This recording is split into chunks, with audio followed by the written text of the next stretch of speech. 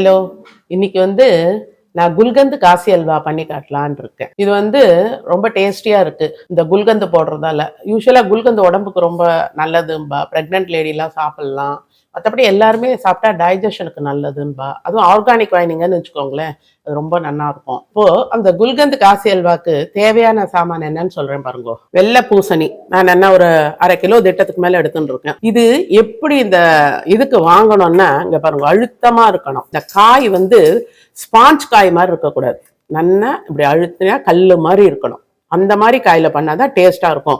நிறைய காய் இந்த ஸ்பாஞ்ச் மாதிரி வரும். அந்த மாதிரி வாங்காதீங்க, நல்லா கெட்டி காயா வாங்குங்க. பார்த்தாலே தெரியும். இதை தோல் சீவி இதை இப்படி எடுத்து வச்சிருக்கேன். அப்புறம் இதுக்கு சர்க்கரை, அப்புறம் இதுதான் மெயின் இன்கிரீடியன்ட். இது வரும்போதுதான் குல்கந்து. இது ஆர்கானிக். இந்த பிராண்ட் ரொம்ப நல்லா இருக்கு. அப்புறம் இதுக்கு கலர் நான் இன்னைக்கு ஆரஞ்சு எடுத்துட்டு இருக்கேன். எல்லோவும் போடலாம். ஏலக்காய் பொடி, முந்திரி, அப்புறம் கொஞ்சம் ரோஸ் எசன்ஸ் விடணும். அப்புறம் நெய் அதுக்கு தேவையான அளவு நம்ம பார்த்து விட்டுக்கணும். ஃபர்ஸ்ட் இந்த பூசணிக்காவை இந்த கேரட் சீவி இருக்கு இல்லையா, இந்த பெரிய கண்ணுல சீவிக்கோங்க. இந்த பாருங்க, இப்படி சீவிக்கணும். அப்பதான் அந்த சீச்சுட்டு வதக்கி பண்ணும்போது ஒரு மாதிரி கிரன்ச்சியா ஒரு மாதிரி நன்னா இருக்குதான். இல்லாட்டா முழுக்குன்னு இருக்கு. இது பார்த்தீங்களா, இந்த மாதிரி சீச்சு எடுத்துக்கணும். உங்ககிட்ட ஃபுட் ப்ராசஸர் இருந்தா இதோ இந்த பிளேடு போட்டுக்கோங்க. போட்டு அதுலயும் நம்ம சீவி எடுத்து வச்சுக்கலாம். இப்ப நான் அதை கட் பண்ணிட்டு கொண்டு வந்து காட்டுறேன் பாருங்க.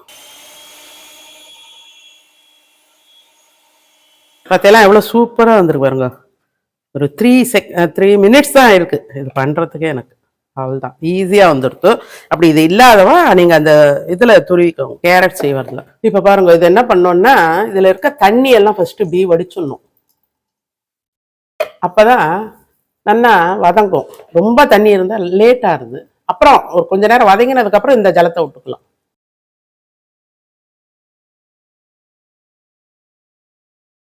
துருவின எவ்வளோ அளவுன்னு நான் ஃபர்ஸ்ட் நம்ம அளந்துடணும். எவ்வளோ மெஷர்மெண்ட் ஏதாவது ஒன்று எடுத்துக்கோங்க. ஏதோ ஒரு பாத்திரத்தை எடுத்து எவ்வளோ இருக்குன்னு அதை அளந்துக்கோங்க. ஃபர்ஸ்ட் வானலியில் சும்மா ஒரு 2-3 ஸ்பூன் நெய் விட்டுருக்கேன். ஃபர்ஸ்ட் இந்த முந்திரியை வறுத்து எடுத்துட்டுருவோம் கையோட. போதும், வறுப்பட்டு எடுத்து இதை எடுத்துடலாம். இப்போ பாருங்க, அந்த இதை பிழிஞ்சு வச்சிருக்கேன் இல்லையா பூசணிக்காவை, அதை இதில் போட்டுருக்கேன். போட்டு கொஞ்ச நேரம் வதக்கும். வதக்கினா தான் இந்த அடிக்கடி பிடிச்சாமைக்கு வதக்கணும், ஈஸியாக வெந்துடும். இதால நான் 3 கப்பு நல்லா அமைக்கி இதை போட்டிருக்கேன் இதுல. இப்ப நல்லா இது வதங்கி இருக்கு நெய்யில பாருங்க. நல்லா வதங்கி எடுத்தா இப்ப இந்த ஜலத்தை விடப்போற, அதுல இருந்து புழிஞ்சோம் இல்லையா, அந்த ஜலத்தை விட்டாதான் வேகும் நல்லா. ஒன்றும் அந்த தண்ணியை வேஸ்ட் பண்ண வேண்டாம். இது நல்லா வேகட்டும். இந்த அப்புறம் காட்டு. இப்போ பார்த்தீங்கன்னா இந்த ஜலமெல்லாம் வத்தி எடுத்து ஒன்றும் துளி கூட இல்லை. நல்லா வெந்துடுத்து. கையில அமைக்கி பாருங்க, வெந்திருக்கும்.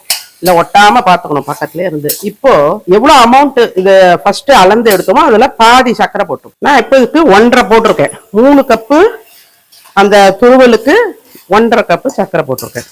இப்போ எதேஷ்டம். இது குறைச்சி போட்டுக்கிறோம், இல்லாட்டா போட்டுக்கோங்க. வேண்டாம் நிறையன்னு தோணித்துன்னா குறைச்சி போட்டுக்கோங்க. இப்போ இது நல்லா இலகி சேர்ந்த மாதிரி வரும். இப்ப பார்த்தீங்களா, இன்னும் கொஞ்ச நேரத்துல இது வத்திடும். இந்த மாதிரி ஸ்டேஜ்ல இந்த குல்கந்து என்ன 1 ஸ்பூன், அப்பதான் சேர்ந்த மாதிரி இருக்கும். அதோட கொதிச்சு கடைசியில போட்டா தனித்தனியா இருக்க மாதிரி இருக்கும். இன்னும் 1 ஸ்பூன் போதும். இதுவே பாருங்க ஒரு கலரா இருக்கு. இப்படியே வச்சுக்கலாம். இதுலயே 2 குங்குமப்பூ இருக்கவா துளியூண்டு அதையும் போடலாம். அப்படி இல்லைன்னா கலர் வேணுங்கிறவா கலரும் போடலாம். வாசனை இப்படியே தூக்குறது. இதை பாருங்க, இப்போ இந்த ஏலக்காய் பொடி போட போறேன். இப்போ இந்த குல்கந்து கலரே நல்லா இருக்குதுல்ல, அதனால நான் இப்போ எசன்ஸே நாங்க எதுவும் கலர் எதுவும் போட போறது இல்லை. இப்போ இன்னும் 2 ஸ்பூன் நெய் சேர்க்க போறேன். இது போதும். இனிமேற்பட்டு இதை வைக்க வேண்டாம். பாருங்க, நெய் எல்லாம் வெளியில வருது இல்லையா, இதுக்கு மேல வச்சா அந்த சக்கரை இறுகினா மாதிரி ஆயிடும். அப்புறம் இப்படி தளரா இருந்தாதான் ஒரு அல்வா பதத்துல இருக்கும். இப்போ இதுல இந்த முந்திரியை போட்டுட்டு ஒரு 2 டிராப் ரோஸ் எசன்ஸ் போட்டோம்னா இன்னும் கொஞ்சம் நல்லா இருக்கு, வாசனையா இருக்கு. குல்கந்தே ரோஸ் ஃபிளேவர்ல தான் இருக்கும் இல்லையா, இதுவும் கொஞ்சம் விட்டா இன்னும் கொஞ்சம் நல்லா இருக்கும். ஆக்சுவலா இது நான் ஒரு கல்யாணத்துல சாப்பிட்டேன், ரொம்ப நல்லா இருந்தது. அதனாலதான் இதை ட்ரை பண்ணி பார்க்கலான்னு பண்ணியிருக்கேன். அவ்வளவுதான். நான் அடுப்பை அணைச்சுட்டாப்பே போதும். இன்னும் வர நல்லா இறுகின்றோம். இந்த குல்கந்து அல்வா ரொம்ப நல்லா இருக்கும். ஏன்னா நம்ம பொதுவாக இந்த பூசணிக்காய் அல்வால ஒரு டேஸ்ட்டும் தெரியாது. பொதுவாக கலரை போடுவோம், சர்க்கரையை போடுவோம், முந்திரியை போடுவோம், நெய் போடுவோம், உதைக்கி இதை பண்ணி எடுத்துருவோம் இல்லையா? பட் ஆனால் இது வந்து இந்த ரோஸ் எசன்ஸும் இந்த குல்கந்தும் போடும்போது டேஸ்ட்டே ரொம்ப தனியாக தெரியறது. எல்லாரும் இதை ட்ரை பண்ணி பாருங்க, எப்படி வந்ததுன்னு கமெண்ட்ல போடுங்க. ஹலோ, இன்னைக்கு ஒரு காஃபியோட ஈவினிங், அப்புறம் இல்லாட்டா குழந்தைகளுக்கு ஒரு ஸ்நாக்ஸ் பண்ணோன்னா ஆற்றுல இருக்க சாமானை வச்சு சீக்கிரத்தில் பண்ணுற மாதிரி ஒரு மிக்சர் ஒன்று பண்ணி காட்ட போகிறேன். பொதுவாக மிக்சருக்கு வந்து நம்ம கடல மாவு எடுத்து ஓமப்பொடி பண்ணி அப்புறம் வந்து காரா பூந்தி தேய்ச்சி அதெல்லாம் பண்ணுவோம் இல்லையா? அதெல்லாம் பண்ண முடியாது. டக்குன்னு பண்ணணுன்னாக்க என்ன பண்ணணும்னா இந்த சேமியா மிக்சர் இன்றைக்கி பண்ணி காட்ட போகிறேன். அதாவது இந்த ஓமப்பொடிக்கு பற்றி இந்த சேமியா இதை அதில் பொரிச்சு போடுறது. யாராலையும் அது வந்து சேமியான்னு கண்டுபிடிக்க முடியாது, எல்லாருமே அது ஓமப்பொடின்னு தான் நினச்சிப்பா. அது எப்படி பண்ணுறதுன்னு இன்றைக்கி சொல்கிறேன் பாருங்க. அதுக்கு தேவையான சாமான்கள் ஃபஸ்ட்டு மெயின் நம்ம எவ்வளோ அளவு வேணுமோ எடுத்துக்கோங்க. உங்களுக்கு நான் இந்த ஒரு தோராயமாக எடுத்து வச்சுருக்கேன். இதில் ஒரு 3/4 கப்பு சேமியா, இந்த கனத்த சேமியாவே எடுத்துக்கோங்க. பாம்பினோ இருக்கு இல்லையா, நம்ம உப்புமா பண்ணுற சேமியான்னு அணில் சேமியா வேண்டாம், அந்த மாதிரி மெல்லி சேமியா வேண்டாம். இதை பாருங்க, இந்த மாதிரி கொஞ்சம் கனமாக இருக்கும் இந்த பாம்பினோ. இந்த மாதிரி சேமியா ஒரு கப் எடுத்து வச்சுக்கோங்க. அப்புறம் இந்த கார்ன்ஃப்ளாக்ஸ் கிடைக்கிறது இல்லையா, இது. அடுத்து இப்போ இந்த பொரி, இந்த அவல் பொரி வந்து நம்ம கார்த்திகை தீபத்துக்கு பண்ணிவிட்டு எங்களுக்கு கொஞ்சம் மீதி இருந்தது. சரி, அதை வேஸ்ட் பண்ண வேண்டாம், இந்த மிக்சரில் போடலான்னு எடுத்து வச்சுருக்கேன். அதுவும் போடலாம். உடச்ச கடலை, அப்புறம் ஆற்றுல கொப்பரை இருந்தால் போட்டுக்கோங்க, நல்லா இருக்கும். மிக்சரில் போட்டாலே கொப்பரை இந்த மாதிரி நறுக்கி வச்சுக்கணும் மெல்லிசா. முந்திரி குழந்தைகளுக்கெல்லாம் கொடுக்கணும் இல்லையா, அதனால் முந்திரி, வேர்கடலை, பாதாம், திராட்சை, பெருங்காயப்பொடி, கொஞ்சம் ஒரு ஸ்பூன் நெய் கடைசியில் கலக்க, உப்பு, பொரிக்கிறதுக்கு எண்ணெய், காரத்துக்கு இந்த மிளகாய் பொடி, கடைசியில் இதை கருவேப்பிலை பொரிச்சு கொள்ளலாம். அப்புறம் இந்த சேமியாவுக்கு இது கொஞ்சம் இந்த கார்ன்ஃப்ளவர் தேவைப்படும், அதை கலந்து தான் நம்ம பொரிக்க போகிறோம்.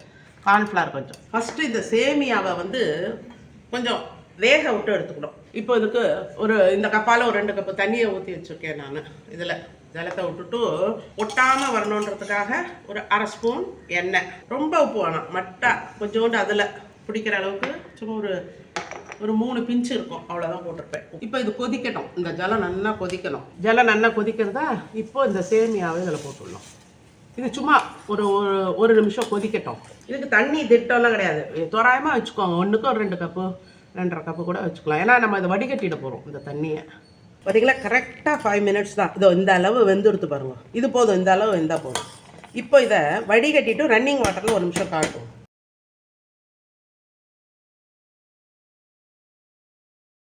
பார்த்தீங்களா, இந்த மாதிரி தனித்தனியாக வந்துட்டு பாருங்க. அந்த ஒரு சொட்டு எண்ணெய் விட்டு அந்த ரன்னிங் வாட்டரில் வர காட்டோம்ல வர, அதனால தான்.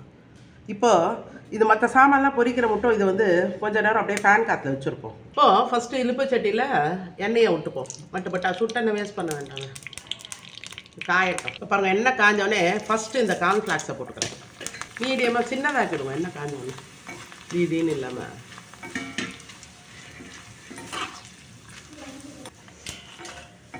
இதை பாருங்கள், நான் எல்லாத்தையும் இதை பொரிச்சுட்டு உங்களுக்கு காட்டுறேன், இதை மட்டும். இப்போ அடுத்து இந்த வேர்கடலையை போடுறேன்.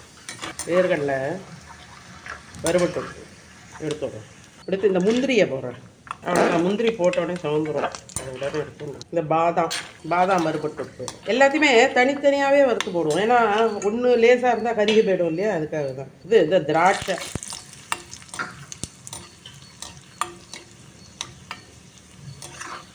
நல்லா கொஞ்சம் ஸ்வீட் கிடைக்கும் போது இந்த திராட்சை.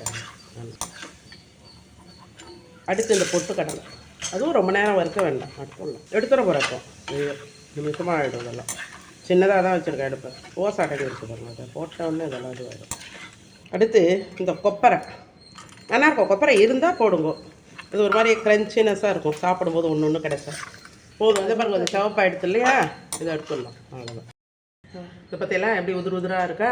இதில் ஃபஸ்ட்டு கொஞ்சம் ஒரு 1/2 ஸ்பூன் போட்டுக்கோங்க கார்ன்ஃப்ளவர் மாவு. அந்த ஈரத்தெல்லாம் இழுத்துரும், அதுக்கு தான், வேறு ஒன்றும் இல்லை.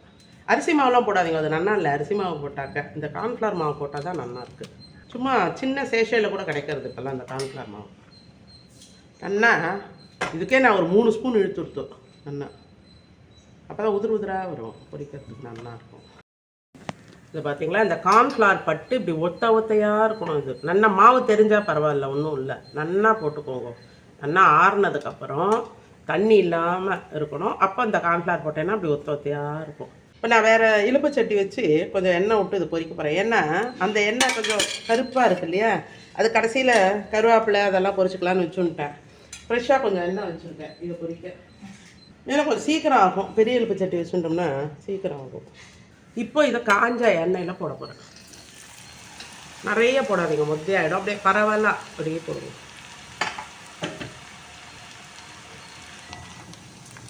பார்த்தீங்களா, ஓசை அடங்கிடுது நல்லா. உருளைக்கிழங்க சீசி போட்ட மாதிரி இருக்கும் பார்த்தா.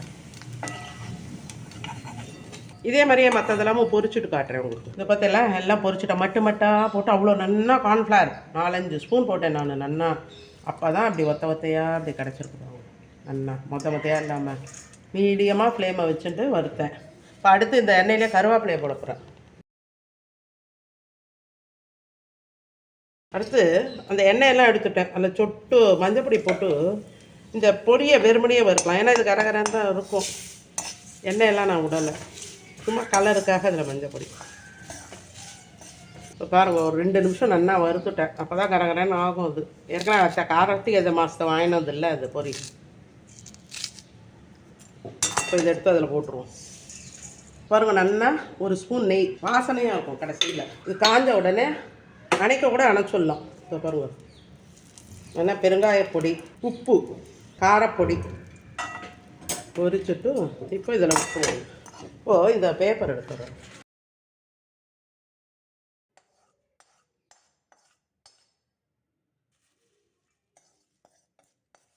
இப்போ பாருங்கள், இதில் நல்லா 2 ஸ்பூன் சர்க்கரை அந்த மிக்சரில்.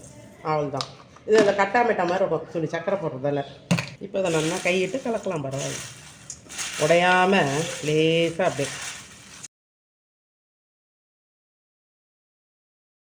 நாலா பக்கமும் இப்படி நல்லா குலுக்கி கையால் சேர்த்தா மாதிரி பண்ணிங்கன்னா அந்த உப்பு உரப்போ எல்லாத்துலேயும் படும். மிளகு பொடி பிடிக்கிறவா மிளகு பொடி கூட கொஞ்சம் போட்டுக்கலாம், நல்லாயிருக்கும். இப்போ இந்த மிக்சர் ரொம்ப ஜோராக இருக்குது. எல்லோரும் சாப்பிட்டு பார்த்தோம், நல்லா இருக்குது. நீங்களும் எல்லோரும் பண்ணி பார்த்துட்டு எப்படி வந்ததுன்னு கமெண்ட்டில் போடுங்க. என்னோடய வீடியோஸ்லாம் உங்களுக்கு பிடிச்சிருந்தா லைக் பண்ணுங்கள், ஃப்ரெண்ட்ஸ் அண்ட் ரிலேட்டிவ்ஸ்க்கு ஷேர் பண்ணுங்கள், சப்ஸ்கிரைப் பண்ணாதாலும் சப்ஸ்கிரைப் பண்ணுங்க. தேங்க்யூ.